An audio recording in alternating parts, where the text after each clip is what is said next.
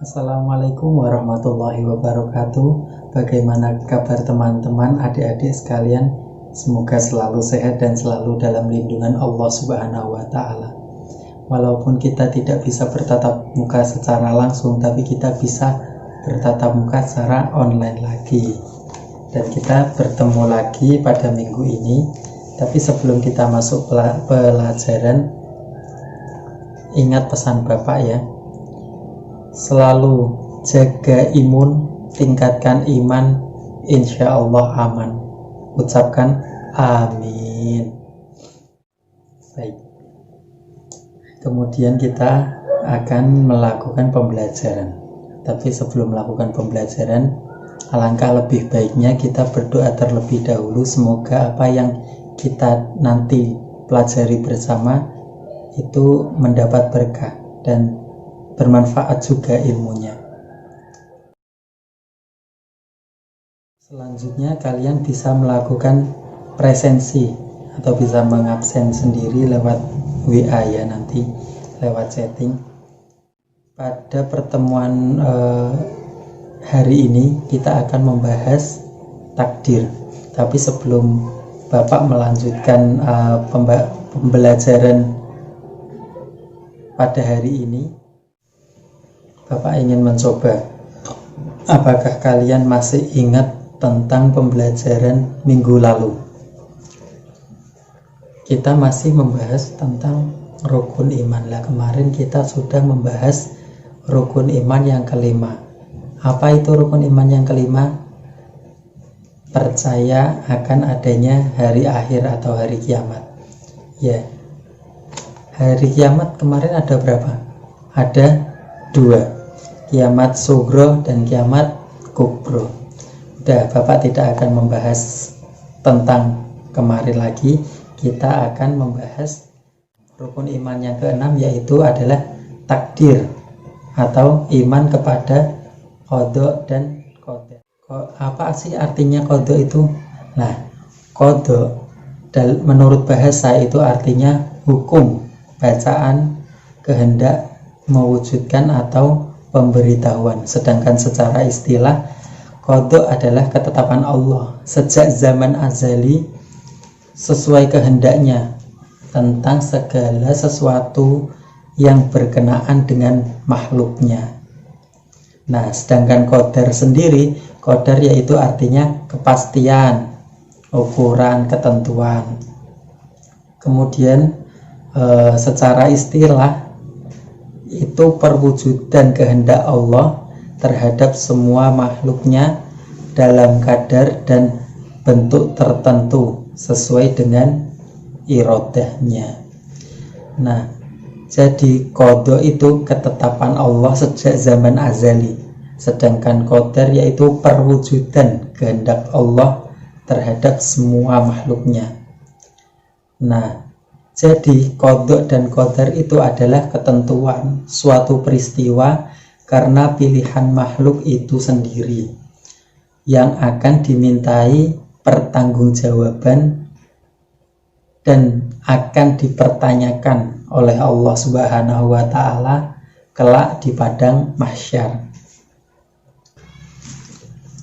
Nah, contoh dari qada yaitu semisal usia. Nah, usia itu qada, sedangkan qadarnya itu usia manusia semisal 60 tahun. Nah, kemudian contoh lain penciptaan bumi. Penciptaan bumi itu qada, sedangkan qadarnya yaitu ketentuan Allah sejak zaman azali bahwa manusia itu diciptakan oleh Allah untuk mendiami bumi dengan berbagai ketetapannya. Selanjutnya takdir itu ada 2, yaitu ilahiyah dan ikhtiyariyah. Ilahiyah itu mubram. Apa sih mubram itu? Mubram itu adalah ketentuan Allah yang tidak dikaitkan dengan ikhtiar manusia dan pasti atau sudah tidak bisa ditawar lagi. Sedangkan ikhtiyariyah yaitu ketentuan Allah yang dikaitkan dengan usaha manusia.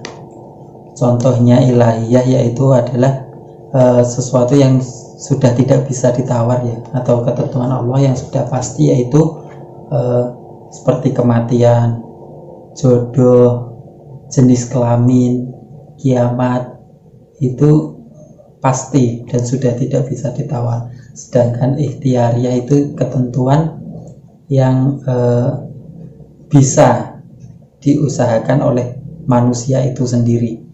Contohnya seperti kepintaran, kerusakan alam, kekayaan, kecelakaan, itu kan bisa dikaitkan dengan kejadian manusia itu sendiri, dan itu juga masih bisa ditawar ya.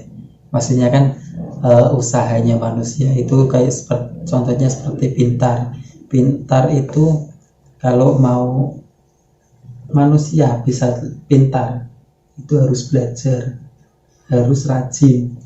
Nah, seperti kerusakan alam kan juga bisa disebabkan oleh tangan-tangan manusia sendiri. Seperti contoh kecil itu membuang sampah sembarangan, itu kan juga menyebabkan kerusakan alam. Dari sampah yang kita buang sedikit demi sedikit itu akan bisa menjadi banjir ya. Kekayaan kita juga harus berusaha supaya apa? Supaya bisa kaya ya kita harus giat bekerja. Kemudian macam-macam takdir itu sendiri ada 4, yaitu takdir umum yang pertama atau takdir azali. Takdir yang meliputi segala sesuatu dalam 50.000 tahun sebelum diciptakan langit dan bumi, di saat Allah Ta'ala memerintahkan al-qalam atau pena untuk menuliskan segala sesuatu yang terjadi dan yang belum terjadi sampai hari kiamat. Nah, kemudian yang kedua yaitu takdir umuri atau takdir yang berlaku atas manusia pada awal penciptaan, ketika pembentukan air sperma atau di usia 4 bulan kehamilan, dan itu bersifat umum. Takdir ini mencakup seperti rizki, ajal, kebahagiaan, dan kesengsaraan. Kemudian yang ketiga, takdir samawi. Apa sih takdir samawi? Ya, takdir samawi yaitu takdir yang dicatat pada malam Lailatul Qadar setiap tahun, atau biasanya dikatakan takdir tahunan. Itu kan sudah pasti ada, setiap tahunnya ada malam Lailatul Qadar. Kemudian yang keempat itu takdir yaumi atau takdir harian, yaitu takdir yang dikhususkan untuk semua peristiwa yang akan terjadi dalam satu hari, mulai dari penciptaan rizki, menghidupkan, mematikan, mengampuni dosa, menghilangkan kesusahan, dan lain sebagainya.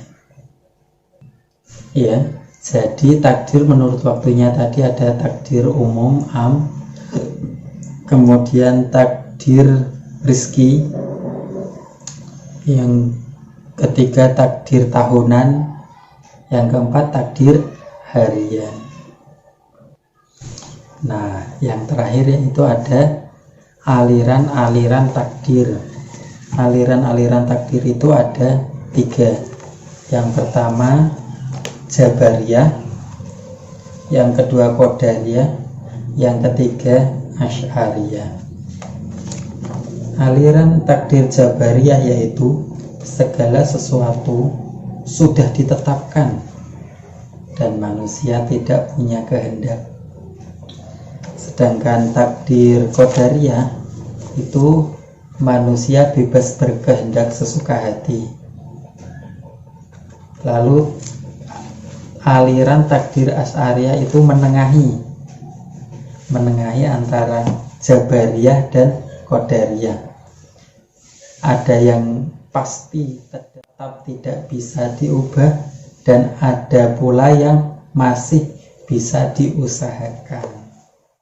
Terima kasih. Hari ini pembelajaran tentang takdir sudah selesai, dan untuk tugas kalian harus merangkum apa yang sudah tadi Bapak jelaskan dan dikumpulkan nanti malam paling lambat lewat grup WA. Dan semoga kita besok minggu depan bisa bertatap muka lagi, walaupun secara virtual ya, secara daring online. Ingat pesan Bapak, jaga imun, tingkatkan iman, insya Allah aman. Ucapkan amin. Terima kasih. Wassalamualaikum warahmatullahi wabarakatuh.